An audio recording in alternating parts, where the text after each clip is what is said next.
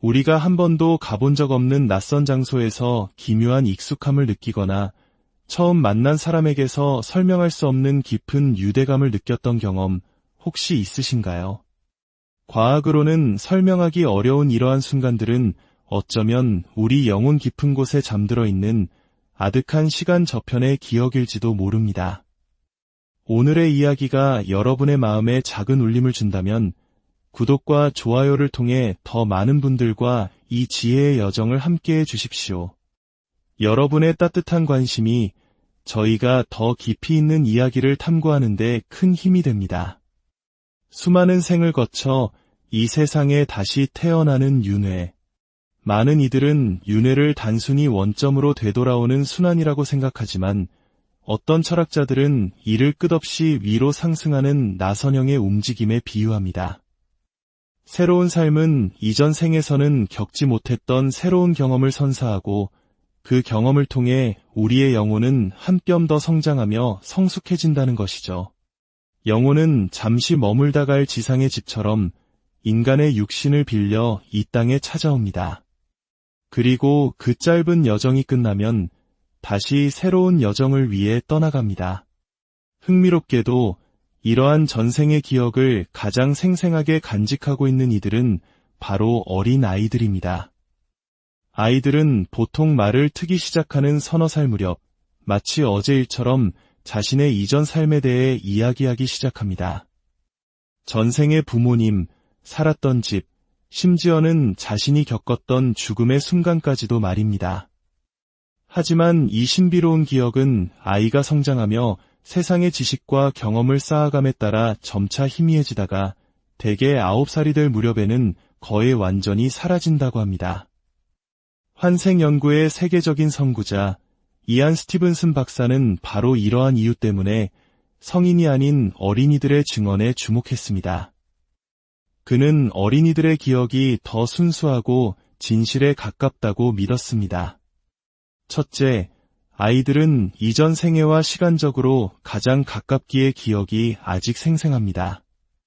둘째, 아이들의 마음은 아직 세상의 편견이나 복잡한 지식으로 채워지지 않은 백지와 같아 예곡 없이 순수한 기억을 떠올릴 수 있습니다. 셋째, 아이들은 다른 사람의 시선이나 조롱을 두려워하지 않고 자신이 보고 느끼고 기억하는 것을 있는 그대로 솔직하게 표현합니다. 반면 성인들은 자신의 경험과 지식이라는 필터를 통해 기억을 재구성하거나 왜곡할 가능성이 크기 때문입니다. 정신과 의사였던 엘리자베스 키블러 로스 박사 역시 삶과 죽음의 본질을 가르쳐준 진정한 스승은 바로 어린이들이었다고 고백하며 그들의 증언에 귀를 기울였습니다. 오늘 우리가 함께 살펴볼 이야기는 이안 스티븐슨 박사가 직접 태국 현지에서 수십 년간 추적 조사한 가장 극적이고 놀라운 환생 사례 중 하나입니다.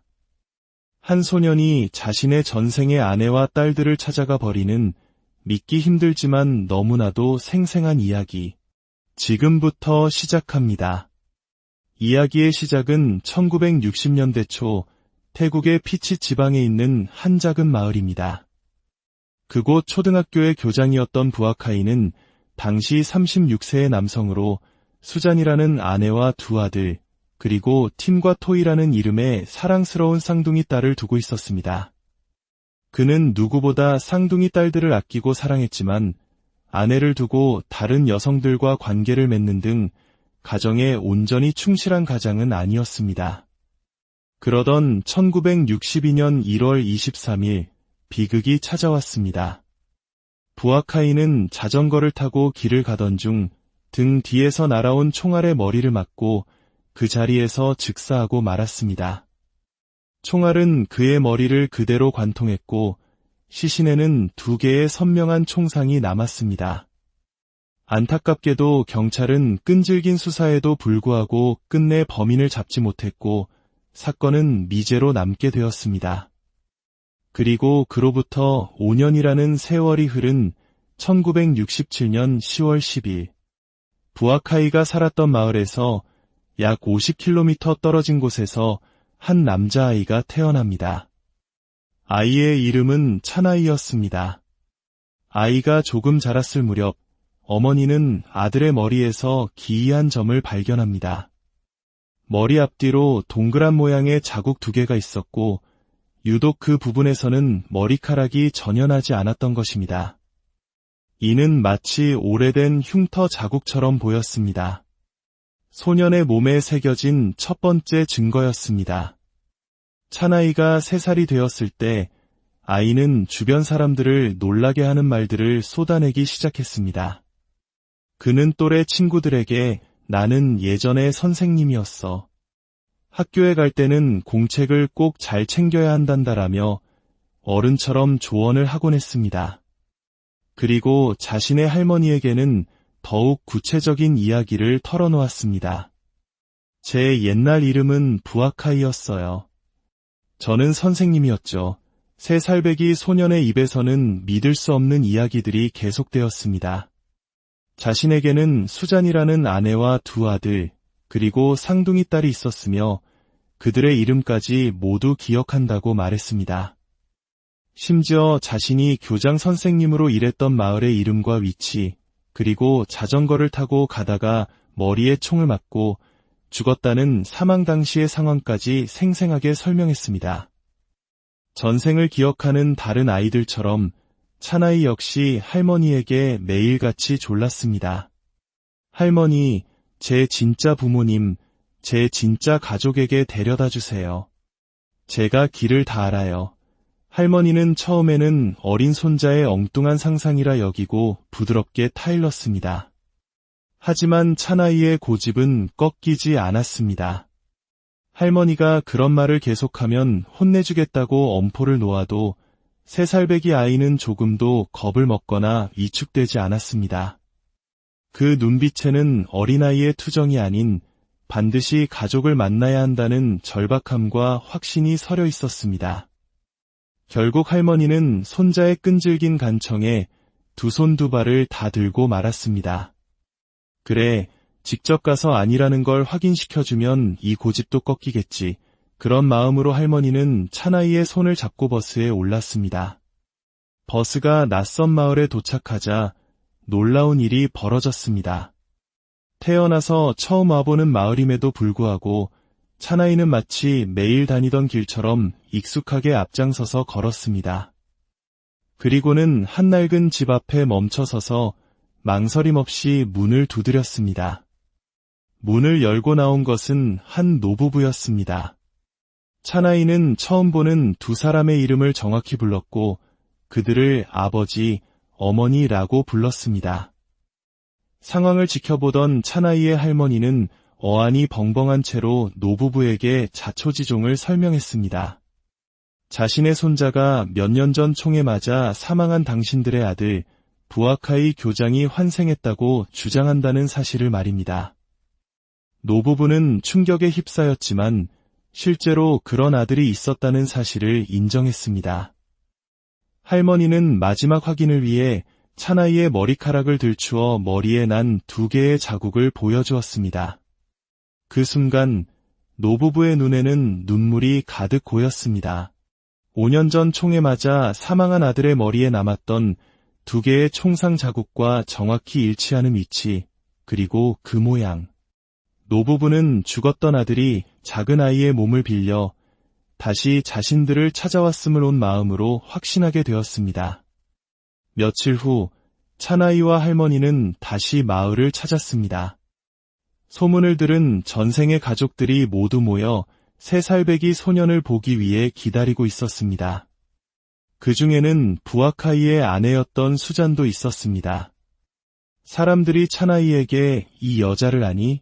라고 묻자 차나이는 너무나도 당연하다는 듯이 대답했습니다. 물론 알아요. 이 사람은 내 아내 수잔이잖아요. 차나이는 다른 가족들 역시 한 명 한 명 정확히 알아보고 이름을 불렀고 가족들은 모두 그의 머리에 남은 총상 자국을 확인하며 경이로움에 말을 잇지 못했습니다. 전생의 아내였던 수잔은 이 기막힌 상황 속에서 아이를 시험해보기로 했습니다. 당신이 정말 부아카이라면 예전에 어떤 무기를 가지고 있었는지 말해보세요. 차나이는 조금도 망설이지 않고 대답했습니다. 권총 한 자루랑 엽총 한 자루 정확한 정답이었습니다. 아이는 심지어 생전에 부모님 댁에 가져다 놓았던 구급상자의 존재와 그 상자가 숨겨진 위치까지 정확하게 기억해냈습니다. 전생의 어머니였던 노부인은 이제 모든 의심을 거두고 손주뻘되는 아이를 끌어안았습니다. 그리고 눈물로 물었습니다. 아가, 내 아들아, 왜 하필 우리 가족이 아닌 그렇게 멀리 떨어진 다른 집에서 태어난 것이냐. 그러자 3살배기 소녀는 어른의 지혜가 담긴 불가사의한 대답을 했습니다. 어머니, 다시 태어날 곳을 제 마음대로 선택할 수는 없는 거예요. 차나이는 전생의 기억뿐만 아니라 죽음 이후의 영혼 상태에 대한 기억도 일부 가지고 있었습니다. 총을 맞고 쓰러진 뒤 저는 도로에 누워있는 제 자신을 볼 수 있었어요. 제 발이 경련을 일으키고 있었고 머리에서 흘러나온 피가 아스팔트를 적시고 있었죠. 그 후로 여러 곳을 떠다녔는데 어디를 갔었는지는 잘 기억나지 않아요. 이후 차나이는 전생의 아내 수잔의 집에도 초대되었습니다. 그곳에서 그는 이제 17살의 어엿한 숙녀가 된 자신의 쌍둥이 딸들과 재회했습니다. 차나이는 훌쩍 커버린 딸들을 보자마자 눈물을 흘리며 물었습니다. 얘들아, 아빠를 알아보겠니? 하지만 낯선 꼬마 아이를 마주한 딸들은 당황하며 고개를 저을 뿐이었습니다. 차나이는 자신이 너희들의 아버지 부아카이라고 밝혔지만 딸들은 처음에는 도무지 믿으려 하지 않았습니다. 하지만 차나이가 오직 아버지인 부아카이만이 알 수 있는 가족의 비밀이나 추억들에 대해 정확히 대답하자 딸들은 마침내 눈앞에 이 작은 아이가 돌아가신 아버지의 환생임을 받아들일 수밖에 없었습니다. 이후 차나이는 종종 혼자서 버스를 타고 전생의 집을 찾아와 길게는 몇 주씩 머물곤 했습니다. 재미있게도 3살배기 차나이는 17살의 여고생 딸들에게 반드시 아버지라고 부를 것을 요구했습니다. 다 큰 딸들 입장에서는 꼬마 아이를 아버지라 부르는 것이 너무나도 어색했기에 그냥 어린 조카라고 부르는 것으로 타협하려 했습니다. 그러나 차나이는 단호했습니다. 자신을 아버지라고 부르지 않으면 절대로 대화하지 않겠다며 삐치고 토라지기까지 했습니다. 그 모습은 영락없는 딸들에게 서운함을 느끼는 아버지의 모습이었습니다. 그는 수잔의 집을 마치 자신의 집처럼 여겼습니다. 예전에 자신이 쓰던 물건들이 보이지 않으면 아내였던 수잔에게 내 물건 어디에 뒀어? 라고 따져 물었고 특히 아끼던 물건이 없어진 것을 발견했을 때는 아이답지 않게 크게 짜증을 내기도 했습니다. 어느 날 전생의 아내였던 수잔이 장난스럽게 물었습니다. 당신 전생의 바람둥이였잖아요. 이번 생에도 커서 또 그럴 건가요? 그러자 차나이는 한숨을 쉬며 어른스러운 말투로 대답했습니다. 아니, 이제 그런 건 충분히 겪었어. 또 다른 날에는 쌍둥이 딸들이 짓궂은 질문을 던졌습니다. 아빠, 만약 엄마가 다른 남자랑 재혼하겠다고 하면 어떡할 거예요? 그 말을 듣자마자 차나이의 얼굴은 분노로 새빨개졌습니다. 그는 소리쳤습니다. 말도 안 되는 소리. 내가 바로 이 여자의 남편인데 어떻게 그런 생각을 할 수가 있어. 이안 스티븐슨 박사는 이 사례를 수년간 추적하며 관련된 모든 가족 구성원과 주요 인물들을 직접 인터뷰하고 기록을 남겼습니다. 차나이의 기억은 세월이 흐르며 점차 희미해졌지만 가족과의 깊은 유대감과 몇몇 핵심적인 기억들은 오랫동안 그의 마음에 남아있었다고 합니다. 한 태국 소년의 이야기는 그저 신기하고 흥미로운 일화를 넘어 우리에게 삶과 죽음, 그리고 영혼이라는 더 깊은 주제에 대해 사유하게 만듭니다. 만약 윤회와 환생이 사실이라면 지금 우리의 삶이 끝나더라도 모든 것이 소멸하는 것은 아니라는 뜻이 됩니다. 우리의 육신은 시간 속에서 사라지지만 그 안에 담겨있던 영혼이라는 이름의 그 무언가는 계속해서 다른 모습, 다른 삶 속에서 자신의 여정을 이어간다는 의미입니다. 그리고 그 여정은 결코 무작위로 이루어지지 않습니다. 불교에서 말하는 카르마, 즉 업의 법칙처럼 우리가 전생에 지었던 생각과 말, 그리고 행동들이 모여 다음 생의 조건과 환경을 결정짓게 됩니다. 결국 지금 우리가 살아가는 이 순간의 방식, 우리가 내리는 모든 선택 하나하나가 우리 자신의 미래뿐만 아니라 다음 생의 나에게까지 영향을 미치는 씨앗이 되는 것입니다. 윤회와 환생에 대한 사유는 우리로 하여금 삶을 더욱 신중하고 책임감 있게 바라보도록 이끕니다. 이번 생은 단절된 하나의 점이 아니라 과거로부터 이어져 미래로 끝없이 뻗어나가는 거대한 선 위의 한 점이라는 사실을 깨닫게 합니다. 이는 우리에게 더 건설적이고 더 자비로우며 더 책임감 있는 태도로 하루하루를 살아가도록 이끌어주는 깊은 지혜가 될 수 있습니다. 고대 불교 경전인 밀린다 왕문경에 기록된 한 구절을 끝으로 오늘 이야기를 마치겠습니다. 마치 하나의 등불에서 다른 등불로 불꽃이 옮겨 붙듯이 의식은 그렇게 우리가 한 번도 가본 적 없는 낯선 장소에서 기묘한 익숙함을 느끼거나 처음 만난 사람에게서 설명할 수 없는 깊은 유대감을 느꼈던 경험 혹시 있으신가요? 과학으로는 설명하기 어려운 이러한 순간들은 어쩌면 우리 영혼 깊은 곳에 잠들어 있는 아득한 시간 저편의 기억일지도 모릅니다. 오늘의 이야기가 여러분의 마음에 작은 울림을 준다면 구독과 좋아요를 통해 더 많은 분들과 이 지혜의 여정을 함께해 주십시오. 여러분의 따뜻한 관심이 저희가 더 깊이 있는 이야기를 탐구하는 데 큰 힘이 됩니다. 수많은 생을 거쳐 이 세상에 다시 태어나는 윤회. 많은 이들은 윤회를 단순히 원점으로 되돌아오는 순환이라고 생각하지만 어떤 철학자들은 이를 끝없이 위로 상승하는 나선형의 움직임에 비유합니다. 새로운 삶은 이전 생에서는 겪지 못했던 새로운 경험을 선사하고 그 경험을 통해 우리의 영혼은 한 뼘 더 성장하며 성숙해진다는 것이죠. 영혼은 잠시 머물다 갈 지상의 집처럼 인간의 육신을 빌려 이 땅에 찾아옵니다. 그리고 그 짧은 여정이 끝나면 다시 새로운 여정을 위해 떠나갑니다. 흥미롭게도 이러한 전생의 기억을 가장 생생하게 간직하고 있는 이들은 바로 어린 아이들입니다. 아이들은 보통 말을 트기 시작하는 서너 살 무렵 마치 어제 일처럼 자신의 이전 삶에 대해 이야기하기 시작합니다. 전생의 부모님, 살았던 집, 심지어는 자신이 겪었던 죽음의 순간까지도 말입니다. 하지만 이 신비로운 기억은 아이가 성장하며 세상의 지식과 경험을 쌓아감에 따라 점차 희미해지다가 대개 9살이 될 무렵에는 거의 완전히 사라진다고 합니다. 환생 연구의 세계적인 선구자 이안 스티븐슨 박사는 바로 이러한 이유 때문에 성인이 아닌 어린이들의 증언에 주목했습니다. 그는 어린이들의 기억이 더 순수하고 진실에 가깝다고 믿었습니다. 첫째, 아이들은 이전 생애와 시간적으로 가장 가깝기에 기억이 아직 생생합니다.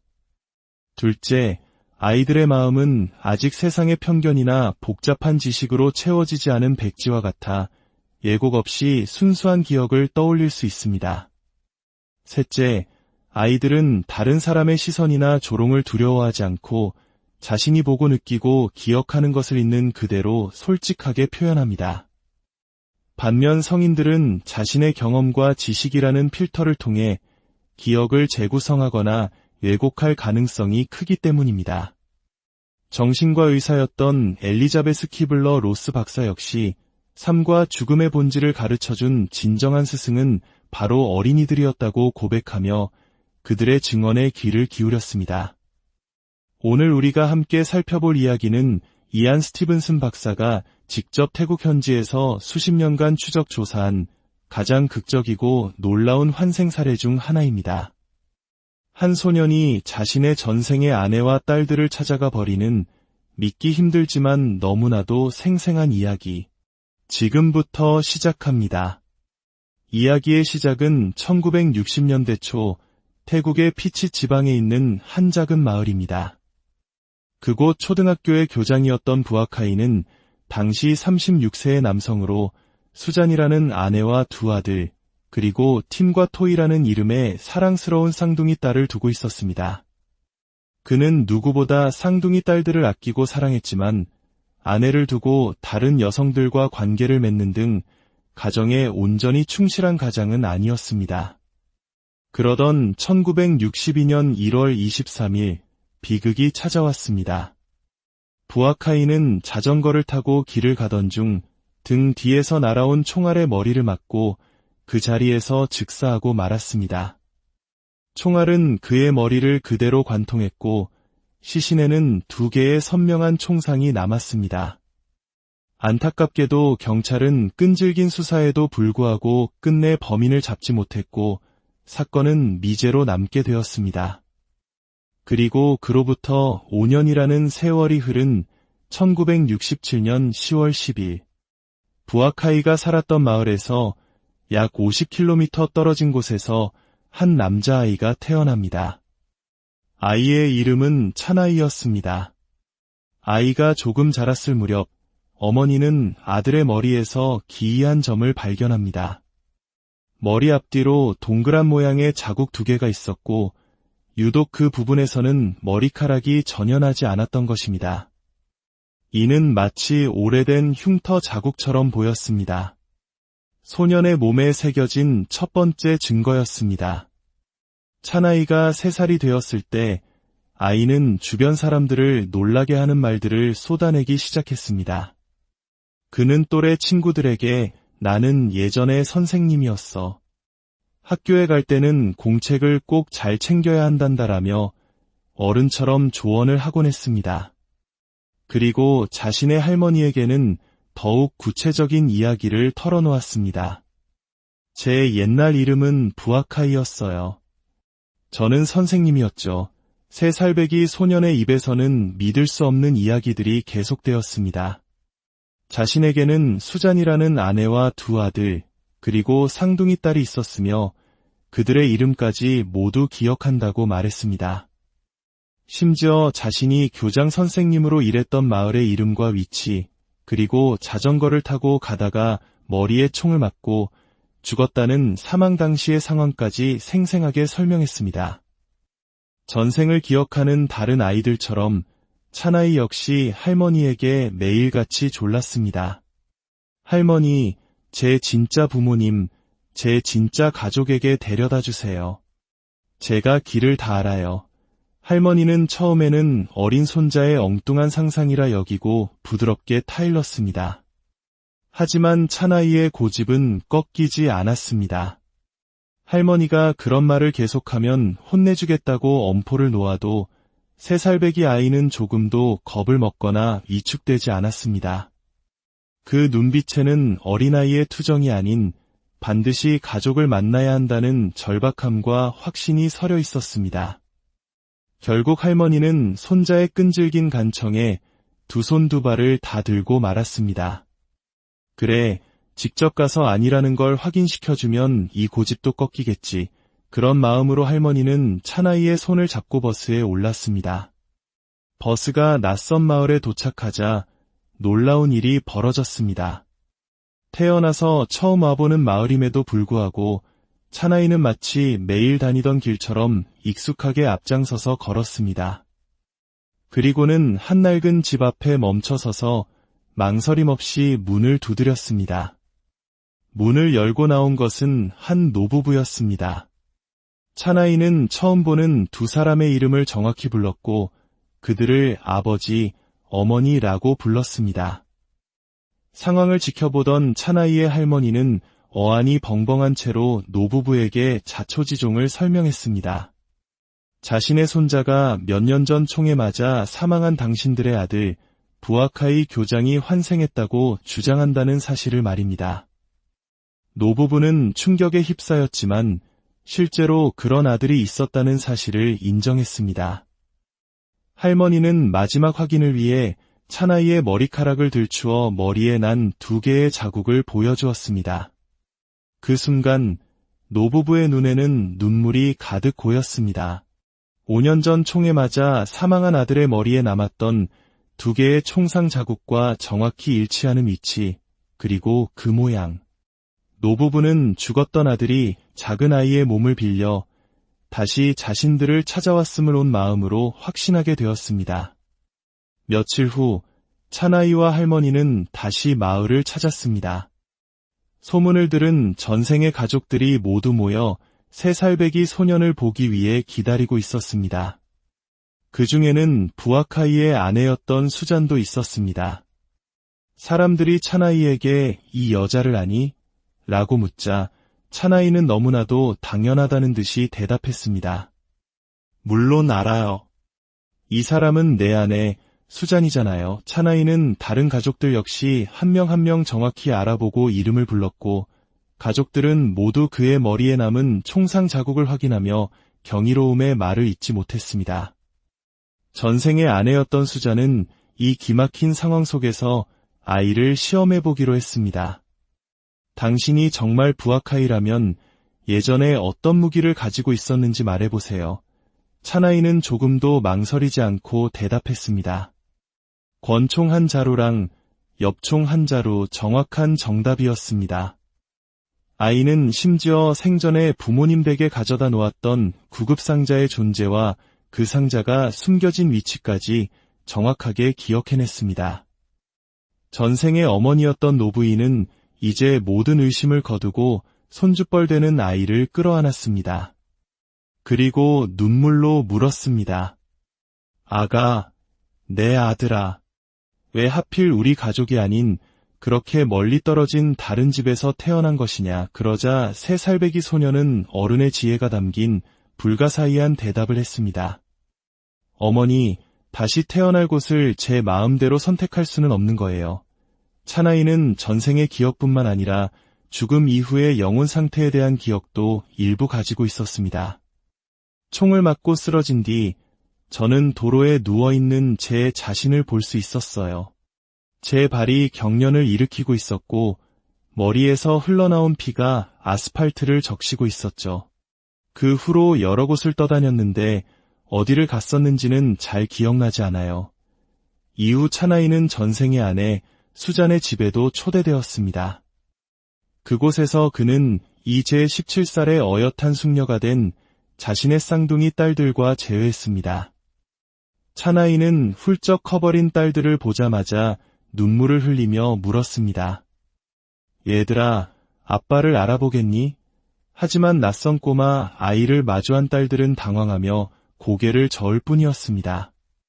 차나이는 자신이 너희들의 아버지 부아카이라고 밝혔지만 딸들은 처음에는 도무지 믿으려 하지 않았습니다. 하지만 차나이가 오직 아버지인 부아카이만이 알 수 있는 가족의 비밀이나 추억들에 대해 정확히 대답하자 딸들은 마침내 눈앞에 이 작은 아이가 돌아가신 아버지의 환생임을 받아들일 수밖에 없었습니다. 이후 차나이는 종종 혼자서 버스를 타고 전생의 집을 찾아와 길게는 몇 주씩 머물곤 했습니다. 재미있게도 3살배기 차나이는 17살의 여고생 딸들에게 반드시 아버지라고 부를 것을 요구했습니다. 다 큰 딸들 입장에서는 꼬마 아이를 아버지라 부르는 것이 너무나도 어색했기에 그냥 어린 조카라고 부르는 것으로 타협하려 했습니다. 그러나 차나이는 단호했습니다. 자신을 아버지라고 부르지 않으면 절대로 대화하지 않겠다며 삐치고 토라지기까지 했습니다. 그 모습은 영락없는 딸들에게 서운함을 느끼는 아버지의 모습이었습니다. 그는 수잔의 집을 마치 자신의 집처럼 여겼습니다. 예전에 자신이 쓰던 물건들이 보이지 않으면 아내였던 수잔에게 내 물건 어디에 뒀어? 라고 따져 물었고 특히 아끼던 물건이 없어진 것을 발견했을 때는 아이답지 않게 크게 짜증을 내기도 했습니다. 어느 날 전생의 아내였던 수잔이 장난스럽게 물었습니다. 당신 전생의 바람둥이였잖아요. 이번 생에도 커서 또 그럴 건가요? 그러자 차나이는 한숨을 쉬며 어른스러운 말투로 대답했습니다. 아니, 이제 그런 건 충분히 겪었어. 또 다른 날에는 쌍둥이 딸들이 짓궂은 질문을 던졌습니다. 아빠, 만약 엄마가 다른 남자랑 재혼하겠다고 하면 어떡할 거예요? 그 말을 듣자마자 차나이의 얼굴은 분노로 새빨개졌습니다. 그는 소리쳤습니다. 말도 안 되는 소리. 내가 바로 이 여자의 남편인데 어떻게 그런 생각을 할 수가 있어. 이안 스티븐슨 박사는 이 사례를 수년간 추적하며 관련된 모든 가족 구성원과 주요 인물들을 직접 인터뷰하고 기록을 남겼습니다.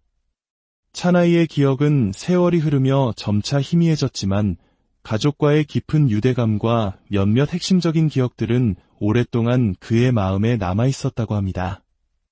한 태국 소년의 이야기는 그저 신기하고 흥미로운 일화를 넘어 우리에게 삶과 죽음, 그리고 영혼이라는 더 깊은 주제에 대해 사유하게 만듭니다. 만약 윤회와 환생이 사실이라면 지금 우리의 삶이 끝나더라도 모든 것이 소멸하는 것은 아니라는 뜻이 됩니다. 우리의 육신은 시간 속에서 사라지지만 그 안에 담겨있던 영혼이라는 이름의 그 무언가는 계속해서 다른 모습, 다른 삶 속에서 자신의 여정을 이어간다는 의미입니다. 그리고 그 여정은 결코 무작위로 이루어지지 않습니다.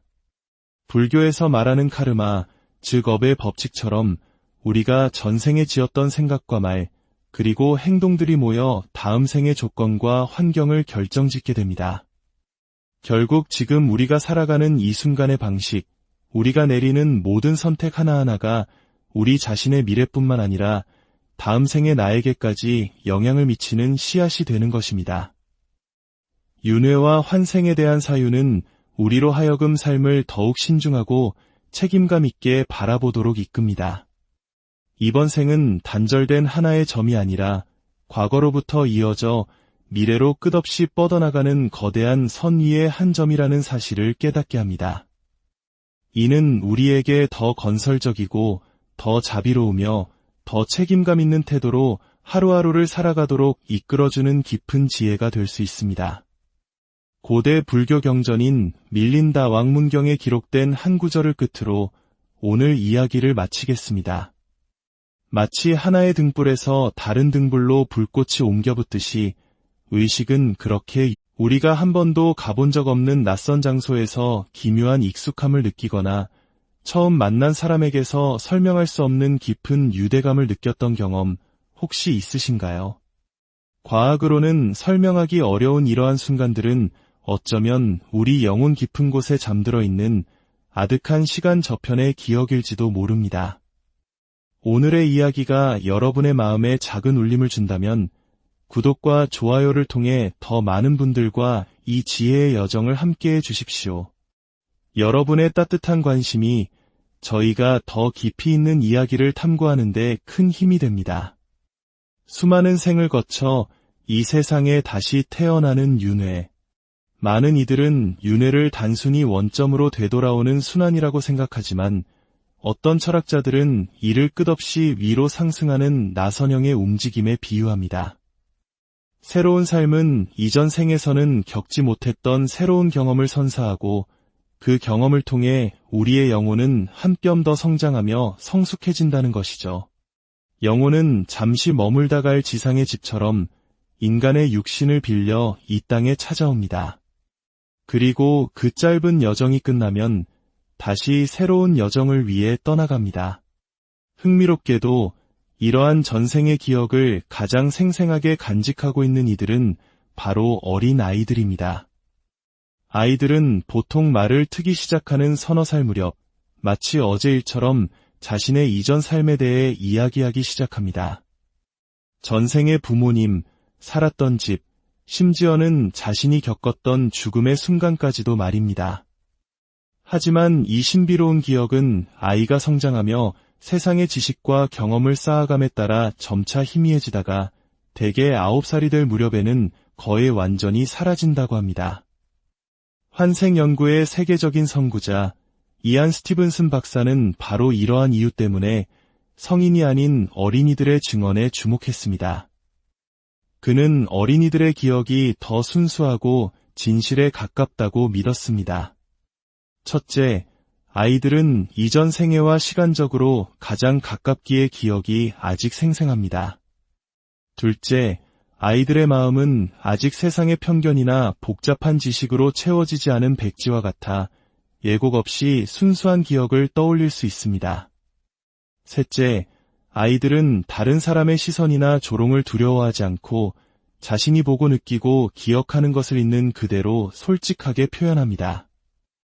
반면 성인들은 자신의 경험과 지식이라는 필터를 통해 기억을 재구성하거나 왜곡할 가능성이 크기 때문입니다. 정신과 의사였던 엘리자베스 키블러 로스 박사 역시 삶과 죽음의 본질을 가르쳐준 진정한 스승은 바로 어린이들이었다고 고백하며 그들의 증언에 귀를 기울였습니다. 오늘 우리가 함께 살펴볼 이야기는 이안 스티븐슨 박사가 직접 태국 현지에서 수십 년간 추적 조사한 가장 극적이고 놀라운 환생 사례 중 하나입니다. 한 소년이 자신의 전생의 아내와 딸들을 찾아가 버리는 믿기 힘들지만 너무나도 생생한 이야기. 지금부터 시작합니다. 이야기의 시작은 1960년대 초 태국의 피치 지방에 있는 한 작은 마을입니다. 그곳 초등학교의 교장이었던 부아카이는 당시 36세의 남성으로 수잔이라는 아내와 두 아들, 그리고 팀과 토이라는 이름의 사랑스러운 쌍둥이 딸을 두고 있었습니다. 그는 누구보다 쌍둥이 딸들을 아끼고 사랑했지만 아내를 두고 다른 여성들과 관계를 맺는 등 가정에 온전히 충실한 가장은 아니었습니다.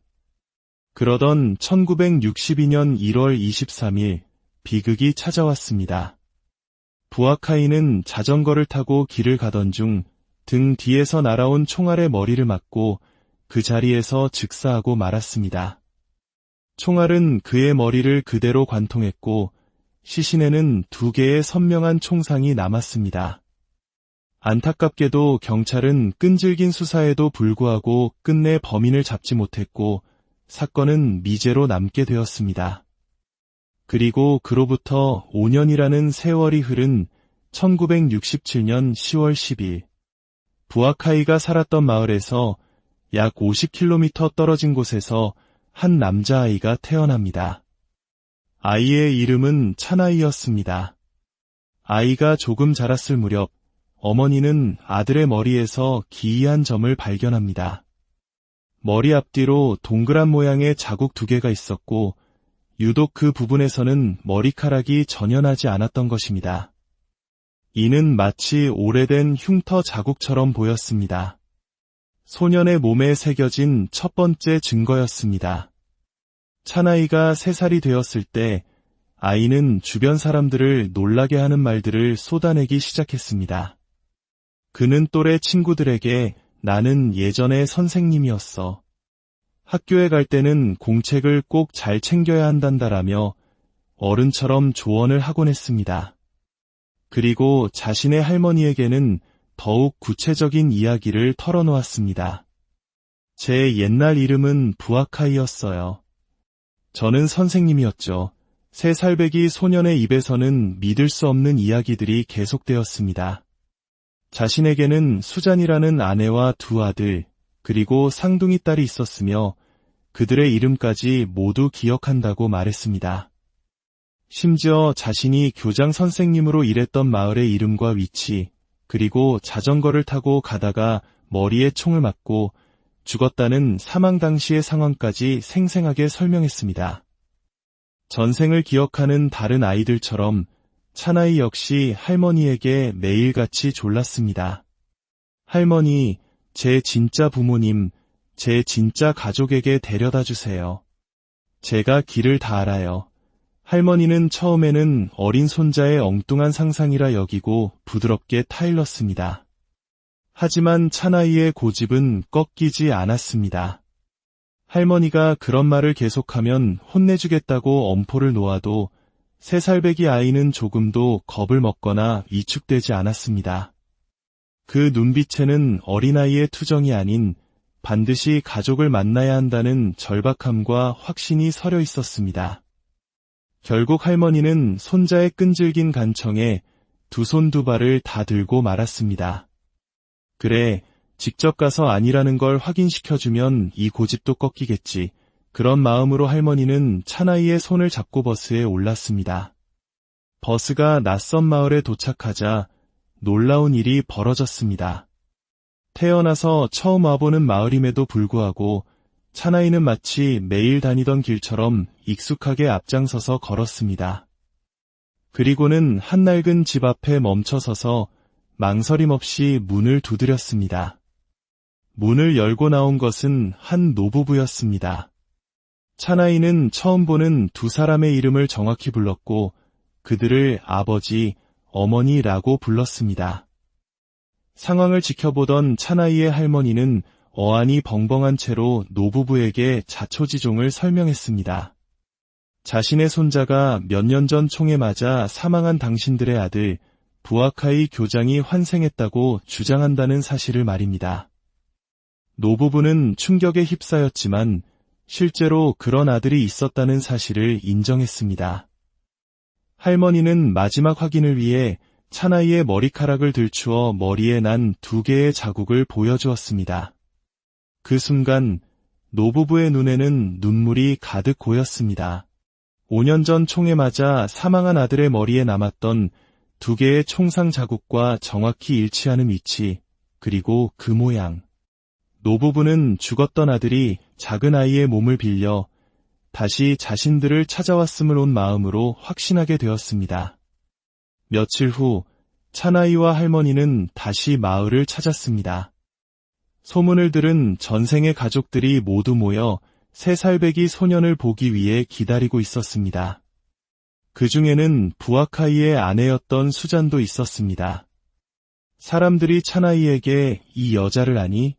라고 묻자 차나이는 너무나도 당연하다는 듯이 대답했습니다. 물론 알아요. 이 사람은 내 아내 수잔이잖아요. 차나이는 다른 가족들 역시 한 명 한 명 정확히 알아보고 이름을 불렀고 가족들은 모두 그의 머리에 남은 총상 자국을 확인하며 경이로움에 말을 잇지 못했습니다. 전생의 아내였던 수잔은 이 기막힌 상황 속에서 아이를 시험해보기로 했습니다. 당신이 정말 부아카이라면 예전에 어떤 무기를 가지고 있었는지 말해보세요. 차나이는 조금도 망설이지 않고 대답했습니다. 권총 한 자루랑 엽총 한 자루, 정확한 정답이었습니다. 아이는 심지어 생전에 부모님 댁에 가져다 놓았던 구급상자의 존재와 그 상자가 숨겨진 위치까지 정확하게 기억해냈습니다. 전생의 어머니였던 노부인은 이제 모든 의심을 거두고 손주뻘 되는 아이를 끌어안았습니다. 그리고 눈물로 물었습니다.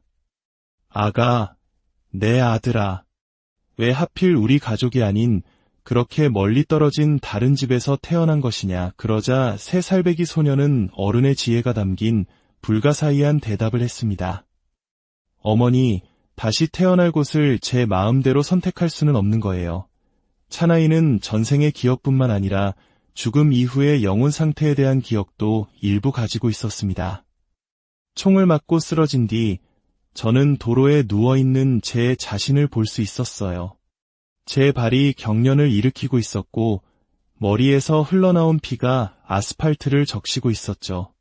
그 후로 여러 곳을 떠다녔는데 어디를 갔었는지는 잘 기억나지 않아요. 이후 차나이는 전생의 아내 수잔의 집에도 초대되었습니다. 그곳에서 그는 이제 17살의 어엿한 숙녀가 된 자신의 쌍둥이 딸들과 재회했습니다. 차나이는 훌쩍 커버린 딸들을 보자마자 눈물을 흘리며 물었습니다. 얘들아, 아빠를 알아보겠니? 하지만 낯선 꼬마 아이를 마주한 딸들은 당황하며 고개를 저을 뿐이었습니다. 차나이는 자신이 너희들의 아버지 부아카이라고 밝혔지만 딸들은 처음에는 도무지 믿으려 하지 않았습니다. 하지만 차나이가 오직 아버지인 부아카이만이 알 수 있는 가족의 비밀이나 추억들에 대해 정확히 대답하자 딸들은 마침내 눈앞에 이 작은 아이가 돌아가신 아버지의 환생임을 받아들일 수밖에 없었습니다. 이후 차나이는 종종 혼자서 버스를 타고 전생의 집을 찾아와 길게는 몇 주씩 머물곤 했습니다. 재미있게도 3살배기 차나이는 17살의 여고생 딸들에게 반드시 아버지라고 부를 것을 요구했습니다. 다 큰 딸들 입장에서는 꼬마 아이를 아버지라 부르는 것이 너무나도 어색했기에 그냥 어린 조카라고 부르는 것으로 타협하려 했습니다. 그러나 차나이는 단호했습니다. 자신을 아버지라고 부르지 않으면 절대로 대화하지 않겠다며 삐치고 토라지기까지 했습니다. 그 모습은 영락없는 딸들에게 서운함을 느끼는 아버지의 모습이었습니다. 그는 수잔의 집을 마치 자신의 집처럼 여겼습니다. 예전에 자신이 쓰던 물건들이 보이지 않으면 아내였던 수잔에게 내 물건 어디에 뒀어? 라고 따져 물었고, 특히 아끼던 물건이 없어진 것을 발견했을 때는 아이답지 않게 크게 짜증을 내기도 했습니다. 어느 날 전생의 아내였던 수잔이 장난스럽게 물었습니다. 당신 전생의 바람둥이였잖아요. 이번 생에도 커서 또 그럴 건가요? 그러자 차나이는 한숨을 쉬며 어른스러운 말투로 대답했습니다. 아니, 이제 그런 건 충분히 겪었어. 또 다른 날에는 쌍둥이 딸들이 짓궂은 질문을 던졌습니다. 아빠, 만약 엄마가 다른 남자랑 재혼하겠다고 하면 어떡할 거예요? 그 말을 듣자마자 차나이의 얼굴은 분노로 새빨개졌습니다. 그는 소리쳤습니다. 말도 안 되는 소리. 내가 바로 이 여자의 남편인데 어떻게 그런 생각을 할 수가 있어. 이안 스티븐슨 박사는 이 사례를 수년간 추적하며 관련된 모든 가족 구성원과 주요 인물들을 직접 인터뷰하고 기록을 남겼습니다. 차나이의 기억은 세월이 흐르며 점차 희미해졌지만 가족과의 깊은 유대감과 몇몇 핵심적인 기억들은 오랫동안 그의 마음에 남아있었다고 합니다. 한 태국 소년의 이야기는 그저 신기하고 흥미로운 일화를 넘어 우리에게 삶과 죽음, 그리고 영혼이라는 더 깊은 주제에 대해 사유하게 만듭니다. 만약 윤회와 환생이 사실이라면 지금 우리의 삶이 끝나더라도 모든 것이 소멸하는 것은 아니라는 뜻이 됩니다. 우리의 육신은 시간 속에서 사라지지만 그 안에 담겨있던 영혼이라는 이름의 그 무언가는 계속해서 다른 모습, 다른 삶 속에서 자신의 여정을 이어간다는 의미입니다. 그리고 그 여정은 결코 무작위로 이루어지지 않습니다. 불교에서 말하는 카르마, 즉 업의 법칙처럼 우리가 전생에 지었던 생각과 말, 그리고 행동들이 모여 다음 생의 조건과 환경을 결정짓게 됩니다. 결국 지금 우리가 살아가는 이 순간의 방식, 우리가 내리는 모든 선택 하나하나가 우리 자신의 미래뿐만 아니라 다음 생의 나에게까지 영향을 미치는 씨앗이 되는 것입니다. 윤회와 환생에 대한 사유는 우리로 하여금 삶을 더욱 신중하고 책임감 있게 바라보도록 이끕니다. 이번 생은 단절된 하나의 점이 아니라 과거로부터 이어져 미래로 끝없이 뻗어나가는 거대한 선 위의 한 점이라는 사실을 깨닫게 합니다. 이는 우리에게 더 건설적이고 더 자비로우며 더 책임감 있는 태도로 하루하루를 살아가도록 이끌어주는 깊은 지혜가 될 수 있습니다. 고대 불교 경전인 밀린다 왕문경에 기록된 한 구절을 끝으로 오늘 이야기를 마치겠습니다. 마치 하나의 등불에서 다른 등불로 불꽃이 옮겨붙듯이 의식은 그렇게 우리가 한 번도 가본 적 없는 낯선 장소에서 기묘한 익숙함을 느끼거나 처음 만난 사람에게서 설명할 수 없는 깊은 유대감을 느꼈던 경험 혹시 있으신가요? 과학으로는 설명하기 어려운 이러한 순간들은 어쩌면 우리 영혼 깊은 곳에 잠들어 있는 아득한 시간 저편의 기억일지도 모릅니다. 오늘의 이야기가 여러분의 마음에 작은 울림을 준다면 구독과 좋아요를 통해 더 많은 분들과 이 지혜의 여정을 함께해 주십시오. 여러분의 따뜻한 관심이 저희가 더 깊이 있는 이야기를 탐구하는 데 큰 힘이 됩니다. 수많은 생을 거쳐 이 세상에 다시 태어나는 윤회. 많은 이들은 윤회를 단순히 원점으로 되돌아오는 순환이라고 생각하지만 어떤 철학자들은 이를 끝없이 위로 상승하는 나선형의 움직임에 비유합니다. 새로운 삶은 이전 생에서는 겪지 못했던 새로운 경험을 선사하고 그 경험을 통해 우리의 영혼은 한 뼘 더 성장하며 성숙해진다는 것이죠. 영혼은 잠시 머물다 갈 지상의 집처럼 인간의 육신을 빌려 이 땅에 찾아옵니다. 그리고 그 짧은 여정이 끝나면 다시 새로운 여정을 위해 떠나갑니다. 흥미롭게도 이러한 전생의 기억을 가장 생생하게 간직하고 있는 이들은 바로 어린 아이들입니다. 아이들은 보통 말을 트기 시작하는 서너 살 무렵 마치 어제 일처럼 자신의 이전 삶에 대해 이야기하기 시작합니다.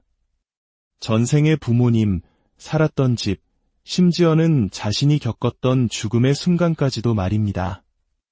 하지만 이 신비로운 기억은 아이가 성장하며 세상의 지식과 경험을 쌓아감에 따라 점차 희미해지다가 대개 9살이 될 무렵에는 거의 완전히 사라진다고 합니다. 환생 연구의 세계적인 선구자 이안 스티븐슨 박사는 바로 이러한 이유 때문에 성인이 아닌 어린이들의 증언에 주목했습니다. 그는 어린이들의 기억이 더 순수하고 진실에 가깝다고 믿었습니다. 첫째, 아이들은 이전 생애와 시간적으로 가장 가깝기에 기억이 아직 생생합니다. 둘째, 아이들의 마음은 아직 세상의 편견이나 복잡한 지식으로 채워지지 않은 백지와 같아 예고 없이 순수한 기억을 떠올릴 수 있습니다. 셋째, 아이들은 다른 사람의 시선이나 조롱을 두려워하지 않고 자신이 보고 느끼고 기억하는 것을 있는 그대로 솔직하게 표현합니다. 반면 성인들은 자신의 경험과 지식이라는 필터를 통해 기억을 재구성하거나 왜곡할 가능성이 크기 때문입니다.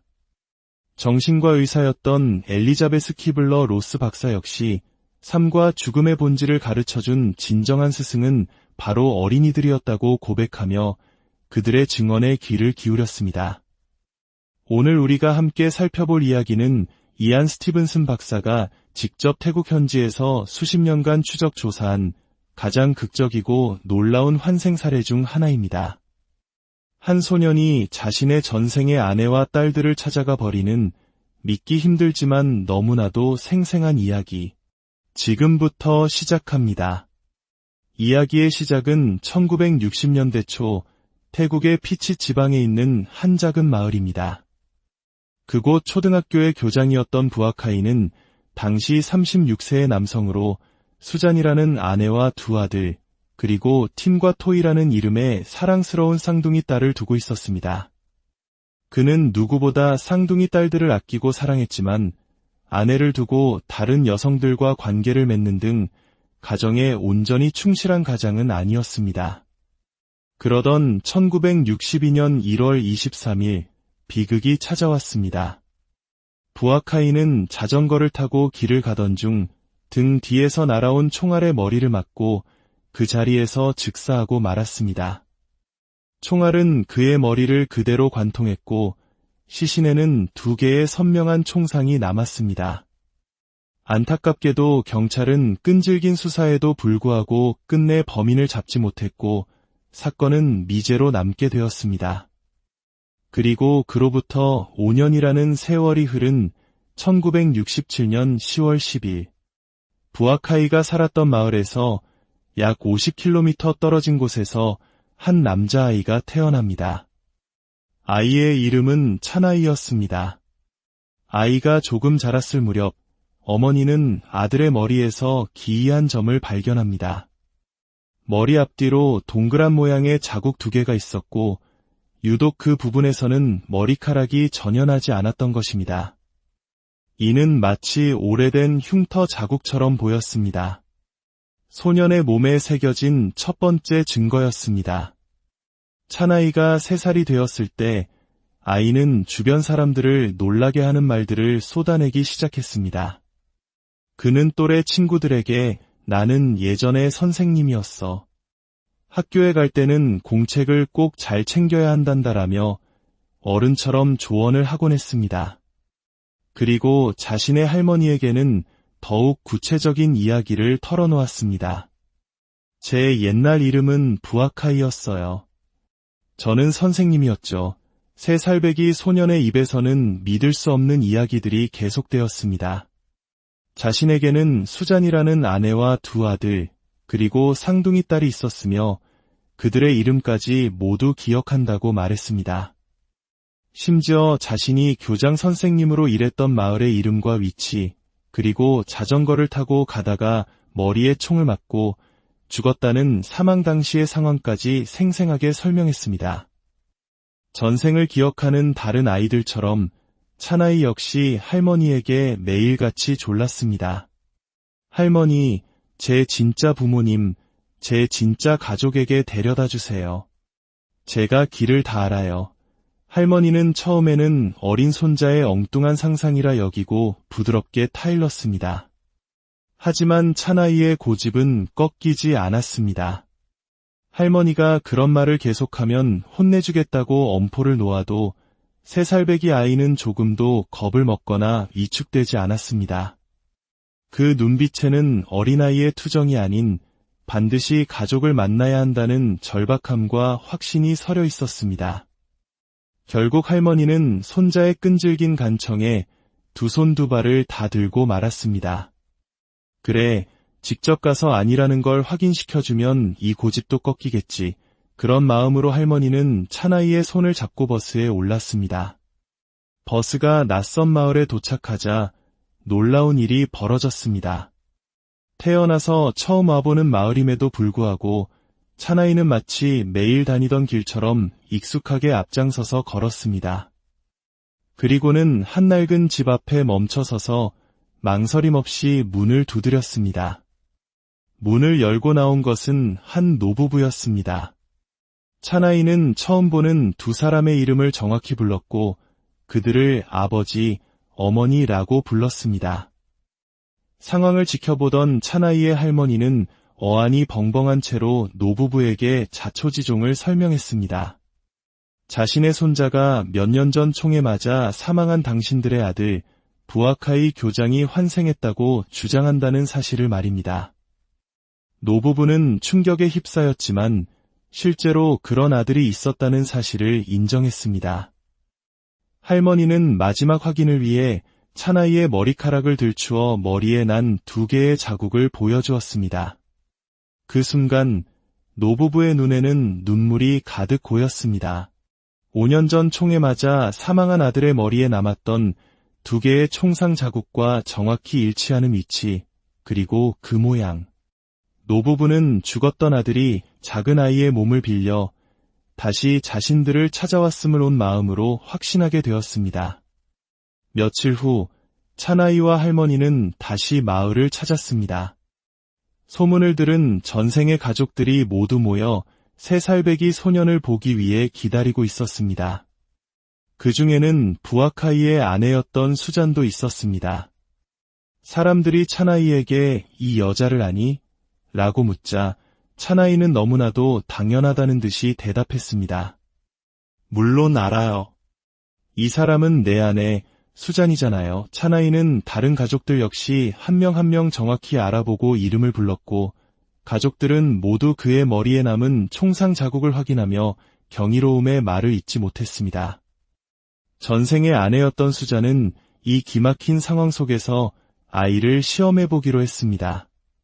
당신이 정말 부아카이라면 예전에 어떤 무기를 가지고 있었는지 말해보세요. 차나이는 조금도 망설이지 않고 대답했습니다. 권총 한 자루랑 엽총 한 자루, 정확한 정답이었습니다. 아이는 심지어 생전에 부모님 댁에 가져다 놓았던 구급상자의 존재와 그 상자가 숨겨진 위치까지 정확하게 기억해냈습니다. 전생의 어머니였던 노부인은 이제 모든 의심을 거두고 손주뻘되는 아이를 끌어안았습니다. 그리고 눈물로 물었습니다. 아가, 내 아들아, 왜 하필 우리 가족이 아닌 그렇게 멀리 떨어진 다른 집에서 태어난 것이냐. 그러자 3살배기 소녀는 어른의 지혜가 담긴 불가사의한 대답을 했습니다. 어머니, 다시 태어날 곳을 제 마음대로 선택할 수는 없는 거예요. 차나이는 전생의 기억뿐만 아니라 죽음 이후의 영혼 상태에 대한 기억도 일부 가지고 있었습니다. 총을 맞고 쓰러진 뒤 저는 도로에 누워있는 제 자신을 볼 수 있었어요.